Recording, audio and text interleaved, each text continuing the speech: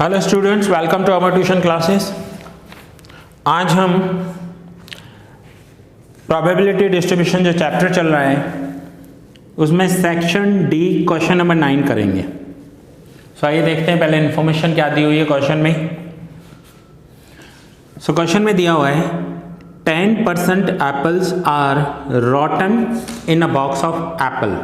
रॉटन means खराब है, खराब क्वालिटी के हैं। 10% एप्पल खराब क्वालिटी के हैं।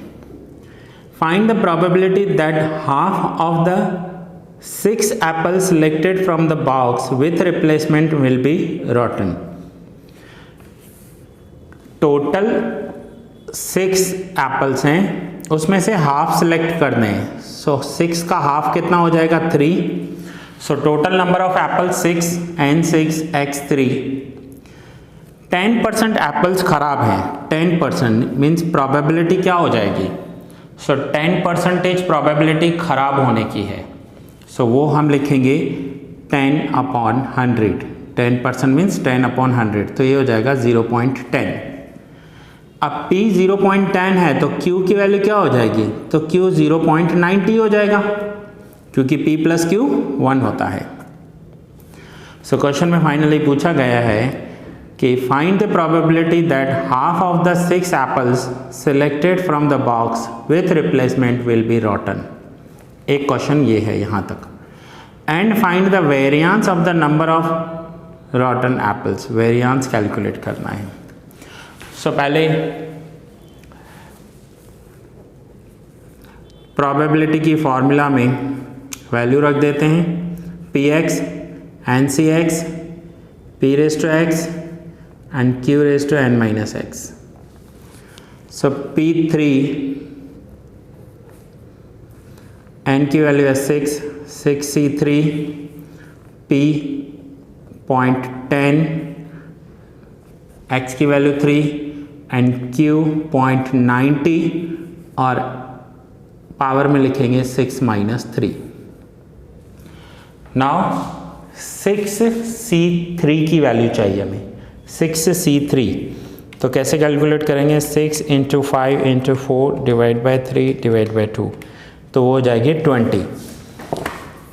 6C3 20 × 0.10 का cube, so 0.10 square cube 0.001 and 0.90 का क्यूब 0.90 स्क्वायर क्यूब 0.729।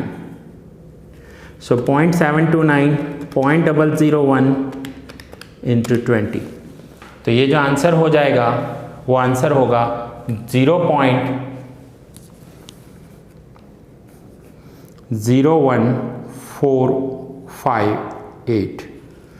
अब अगर ऐसा आंसर आया है 0.01458, देखें पीछे क्या दिया हुआ है। Section D question number 9।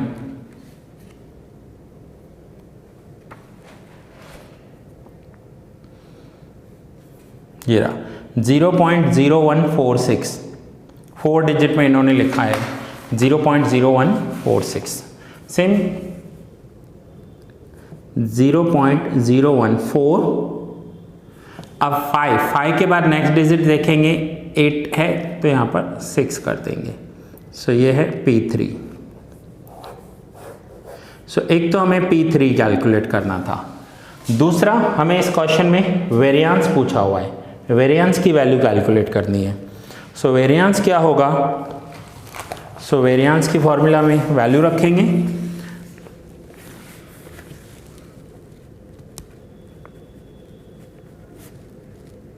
Variance is equals to NPQ।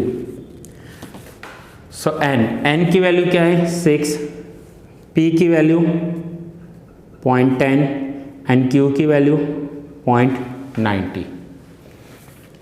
So 6 × 0.10 × 0.90, तो ये हो जाएगा 0.54। ये हो जाएगा वेरिएंस 0.54। सो स्टूडेंट्स ये था section D question number 9। Note down कर लीजिए आप। सेक्शन डी क्वेश्चन नंबर 9 पूरा हुआ हमारा।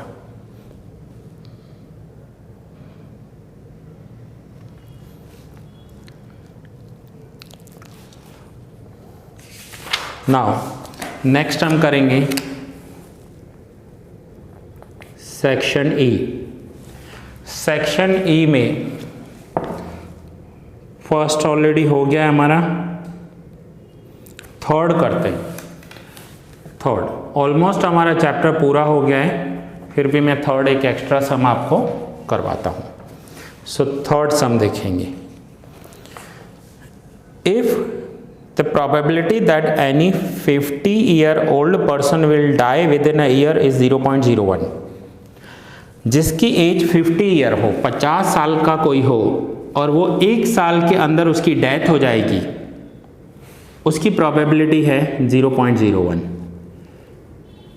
इट मीन्स कि डेथ नहीं होगी तो प्रोबेबिलिटी होगी उसकी 0.99।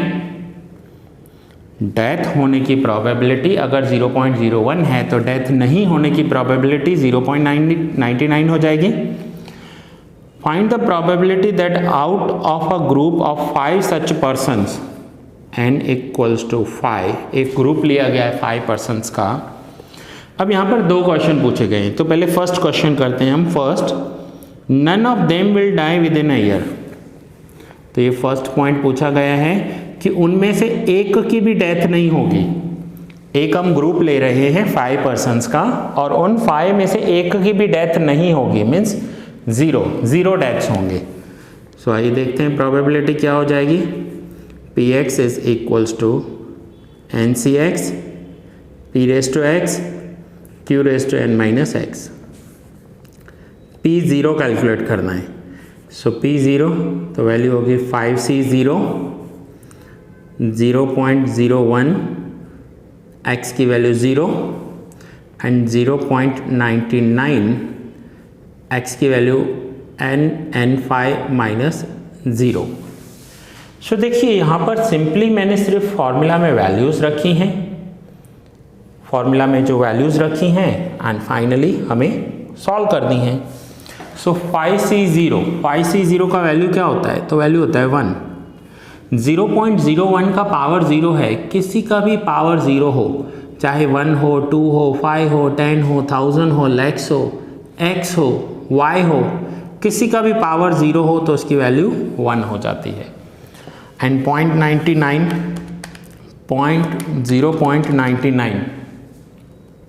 तो इसकी वैल्यू क्या होगी? 2, 3, 4, 5। तो आंसर है 0.95, 0.9509। सो हम लिखेंगे 0.95। सो ये हो जाएगा 0.95 P0। यह है इसका फर्स्ट का answer. None of them will die, एक की भी डेथ नहीं होगी, ये क्वेश्चन में हमसे पूछा गया है। नाउ इसी ही क्वेश्चन 3 में सेकंड पॉइंट पूछी गई है। सेकंड पॉइंट क्या पूछा हुआ है, ध्यान से समझना। सेकंड पॉइंट में पूछा हुआ है कि at least 1 of them will die within a year. कम से कम एक की डेथ तो हो ही जाएगी। अब कम से कम एक की डेथ होगी, एटलीस्ट 1 ऑफ देम। अब वर्डिंग्स को ध्यान से समझना। वर्डिंग्स में क्या लिखा हुआ है? At least 1 of them will die, at least 1 of them will die. 1 की डेथ, कम से कम एक तो मर जाएगा, यानी एक या एक से ज़्यादा की डेथ हो जाएगी। सो इसकी अगर हमें प्रोबेबिलिटी कैलकुलेट करनी है तो वो होगी probability of x greater then और इक्वल्स टू 1। जैसे हमने यहाँ लिया ना x 0, तो यहाँ पर x की वैल्यू क्या हो जाएगी? ग्रेटर देन और इक्वल्स टू 1। p, q और n तो सेम रहेंगे। 5 लोगों का ग्रुप है, यहाँ पर 0 डेथ मीन्स एक की भी डेथ नहीं होगी। यहाँ है कि कम से कम एक की डेथ तो हो ही जाएगी। अब कम से कम एक की डेथ होगी का मतलब क्या होगा? हो सकता है एक की डेथ हो जाए, ये भी हो सकता है कि 2 पर्सन्स की डेथ हो जाए, ये भी हो सकता है कि उस ग्रुप में 3 पर्सन्स की डेथ हो जाए, ये भी हो सकता है कि उस ग्रुप में 4 पर्सन्स की डेथ हो जाए, एंड ऐसा भी पॉसिबल है कि 5 पर्सन्स की डेथ हो जाए। सो P1 2 3 4 5। अब यहाँ पर हमें इतनी सारी फॉर्मूला अप्लाई करनी पड़ेगी बाइनोमियल की। पहले P1 कैलकुलेट करें, फिर P2, फिर P3, फिर P4, फिर P5। तो इससे बेस्ट क्या होगा कि हम क्या करेंगे, हम 1 में से माइनस कर देंगे प्रोबेबिलिटी ऑफ 0, क्योंकि आप सीख कर आए हो प्रोबेबिलिटी का टोटल हमेशा 1 होता है। तो हम 1 में से अगर 0 की प्रोबेबिलिटी माइनस कर दें, 1 माइनस प्रोबेबिलिटी ऑफ 0। अब ये 1 माइनस प्रोबेबिलिटी ऑफ 0 क्यों कर रहे हैं, देखो मैं यहाँ पर करके बता रहा हूँ आपको। ये होगा P0 plus P1 plus P2 plus P3 plus P4 plus P5 is equals to 1। ऐसा क्यों लिख रहा हूं मैं, क्योंकि sigma of probability, sigma of Px equals to 1 होता है, प्रोबेबिलिटी का टोटल 1 होता है। सो अब अगर हमें P1 plus P2 plus P3 plus P4 plus P5 calculate करना है, तो हमें ये 0 क्या कर देना पड़ेगा, माइनस कर देना पड़ेगा, ये रहा। सो अगर हमें प्रोबेबिलिटी ऑफ 1 चाहिए प्लस प्रोबेबिलिटी ऑफ 2 चाहिए plus probability of 3 plus probability of 4 plus probability of 5, सो ये होगा 1 माइनस प्रोबेबिलिटी ऑफ 0। सो यही यहाँ पर लिखा है मैंने, 1 माइनस प्रोबेबिलिटी ऑफ 0। तो सम इजी हो जाएगा। अगर आपको करना है तो आप करके देखिए। n की वैल्यू आप 5 रखोगे, x की वैल्यू पहले 1, फिर दूसरी बार सम करो x की वैल्यू 2, फिर करो फिर x की वैल्यू 3, फिर 4, फिर 5 और उन सब का टोटल करोगे तो भी आंसर वो ही आएगा। नाउ 1 माइनस प्रोबेबिलिटी ऑफ 0 करेंगे तो 1 माइनस P0 तो हम ऑलरेडी कैलकुलेट करके आए हैं, ये रहा हमारे पास P0 का आंसर अवेलेबल है। सो P0 का आंसर हम कैलकुलेट करके आए हैं। सो प्रोबेबिलिटी का आंसर P0 का हमारे पास ऑलरेडी है। एक बार फिर से देखिए, यहाँ पर 99 का 0.99 का 2 3 4 5, तो यह 0.9509 और पीछे 9 है, तो यहाँ पर हम 95 10 कर देते हैं, सिंपल सा 95 10, 09 का 10 कर दिया। सो यहाँ पर हम माइनस करेंगे प्रोबेबिलिटी ऑफ 0.95 10, तो ये आंसर आ जाएगा 1 माइनस 0.9510, तो ये आंसर आ जाएगा 0.049, 0.049।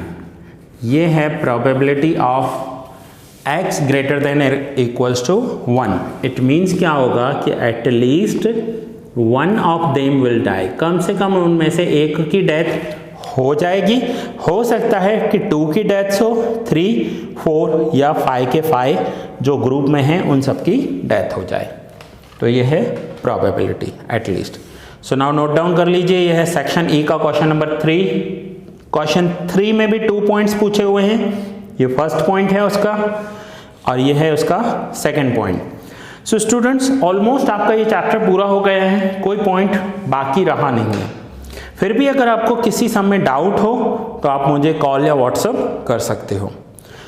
सो ऑलमोस्ट ये चैप्टर पूरा हो गया। अगर किसी स्टूडेंट का कोई डाउट आया तो मैं डाउट सेशन अलग से बनाऊंगा और वो आपको भेज दूंगा, अदरवाइज ये लास्ट लेक्चर है इस चैप्टर का। सो मिलते हैं नेक्स्ट लेक्चर में एक न्यू चैप्टर के साथ।